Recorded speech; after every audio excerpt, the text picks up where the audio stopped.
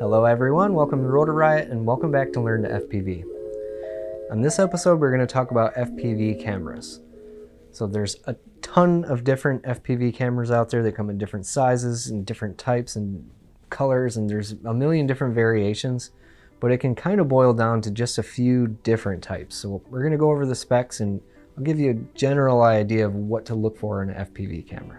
So the first thing to take a look at is the actual size of the camera. This is going to basically break down into 4 different categories. So you got your full-size camera. This is the biggest one. You've got a mini camera, micro, and nano. So first up, you got your full-size camera. These have been around the longest, and for a long time this is the only size camera you could get. They're a little less common nowadays because the smaller cameras have gotten really good and they've gotten smaller and smaller. So next up, you got your mini camera. So these are just a little bit smaller, a little more compact, but typically the guts inside is exactly the same. So you're gonna get the same kind of performance out of a mini and a micro for that matter as you can get with a full size. So again, if you can fit a smaller camera, a lot of times you're going to want to. But as we go down, you need to keep in mind with all of these is it going to mount to the frame that you have? So a lot of the cameras will have brackets that make up the difference. So what I mean is some frames are designed around the width of a full-size camera. So if you were to put a mini camera in there, it's not going to fill the space. There's going to be, extra room on either side. So having a bracket like this, that's going to take up the extra space and make sure that it fits in any size frame. Next up, you have the micros, and there's kind of 2 different types in micros. You have your, I don't know what you call it. You have like the partial case micro, and that's where you can kind of still see some of the circuit board, which is going to be your most ultra light high performance camera. And then other micros like this one, they have a full case on it, so it's a little more protected, also a little more heavy. And we'll get into lenses in a minute, but another difference that you can find in micro cameras is whether they have an M8 lens or M12 lens. So smaller lens on this, bigger lens on this. We'll get into that. And then the smallest little guys are nano cameras, so even smaller, even lighter, and still usually have a really good performance. But again, you need to make sure you know whether or not that's going to work for your frame. Like this one in particular, it doesn't have any mounting holes on the side of the camera. So in my frames, I don't have any way to mount that. There may be some kind of 3D printed part I could get or have someone print for me that will adapt it and make it work. But for me and the frames that I fly, I would rather just buy something that I can bolt right into it. If I had a super tiny micro where every gram matters, then I would figure out a way to make the little micro camera work. Or nano, I mean.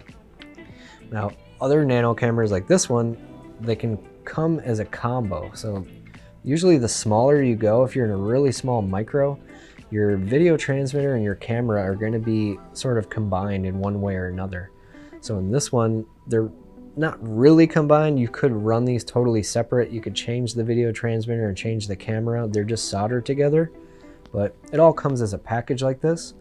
And the other ones will just be 2 boards right next to each other. So it still kind of just looks like this from a profile view, but the backboard is the video transmitter. So it'll pretty much be this form factor, but it's both your camera and your transmitter.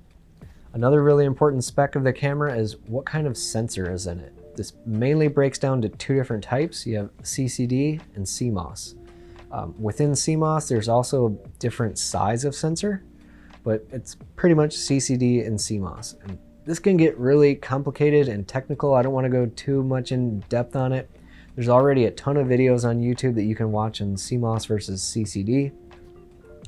But to keep it really basic, CCD has been around longer. At one point in time, there was some CMOS cameras, but there was drawbacks to them. So they would either have a little more latency or they just kind of do funny things. Nowadays, either way you go, both can be really good cameras. So I wouldn't say that one is better than the other. They just have different qualities to them. In general, I would say a CCD sensor is a little more natural. You'll see less sort of weird things go on with colors. It kind of just looks very consistent and doesn't really do weird things. And I don't want to make it sound like CMOS is just full of all these weird things. It's just a little different. So some of the advantages to a CMOS camera is they can have better saturation. Sometimes they have more resolution or more TV lines. They can have a prettier image to look at, but there is the downside of they can do weird things at times. So people will call it like pixel shimmering. You just see some weird little artifacting in the images. Sometimes colors can shift around a little bit. Again, I don't want to make it sound bad because it definitely has its advantages, but I would just say CCD is a little more natural and a little more always looks consistently the same. Now, within CMOS, like I said, some of them have a larger sensor, like the Runcam Eagle. This can play a big advantage because with a larger sensor, you're capturing more information and you're letting in more light. So they can handle flying in low light or night situations better. Speaking of that, another thing to think about is some cameras are designed specifically for night flying. So if you work late, you don't ever get out until the sun's down, you may want a camera that's really good for low light or for night flying. Another thing about CCD versus CMOS is that daytime versus nighttime thing. So there's you can find kind of conflicting information. There's not always going to be one or the other, but I would say in general, in my experience, a CCD camera handles low light and night a little better than CMOS. I think there's some cameras that have tweaked their settings, or especially the ones with the bigger sensor, that do better at night than a CCD, but in general, I would say CCD maybe handles night a little better. I can't really give you a recommendation on which of those you should pick. I would just suggest watch videos on YouTube and just see what the different camera qualities are going to look like between CCD and CMOS, and kind of pick for yourself what you would like, because it's going to come to preference. For me, I kind of like CCD better. I kind of like the natural look, but it's also really nice the way that CMOS sensors have really rich colors. The greens are greener. It's pretty to look at. So it's just going to come down to your personal preference. Cameras may be one of those things that when you're first starting out, you just buy a couple different ones of different types and just give them a few flights or a few weeks or a few months of flying and just figure out what you like. It's going to really come down to preference. Okay, another spec is the lens of the camera. So there's pretty big variety here too. So for one, you have different size lenses. So by size, I mean the mount that actually screws into the camera body. So there's two main types. This one's an M12, meaning that it's 12 millimeters wide. This one's an M8, meaning it's 8 millimeters wide. Obviously the 8 millimeter, it's a more lightweight, smaller lens, less likely to get broken in a crash. But the larger lens is usually going to be a little better image. It's got more room to let light in and information in. And a lot of times they're going to have a glass front instead of plastic. So it's just going to maybe give a little sharper image, but just something to know. Another thing about lenses is the focal length. So this can range anywhere. You're going to see numbers like 2.5 or 1.8, 2.1, even 3.6, even though I don't think anybody uses that. Basically how that works is the lower the number, the wider the field of view. So if you were to have a 3.6 millimeter lens, you can only see this small area and you're going to feel really zoomed into what you're looking at. Whereas if you go with a 1.8 lens, it's going to be really wide and you're going to feel like you're further back from everything, but you're also just going to be able to see more. A lot of people, I think, tend to find themselves in the middle. Like I like a 2.5. It's kind of mid-range. It feels natural, but you do give up some peripheral vision. So a wide lens can give you a lot more information, like a tree that was completely invisible to you on a 2.5 millimeter lens. When you make it wider, now all of a sudden you can see that, you know that's there. So a wide lens can really help. But again, this is going to come down to preference. Another thing to think about is typically the wider you go, the more distortion you get and the more fisheye it becomes.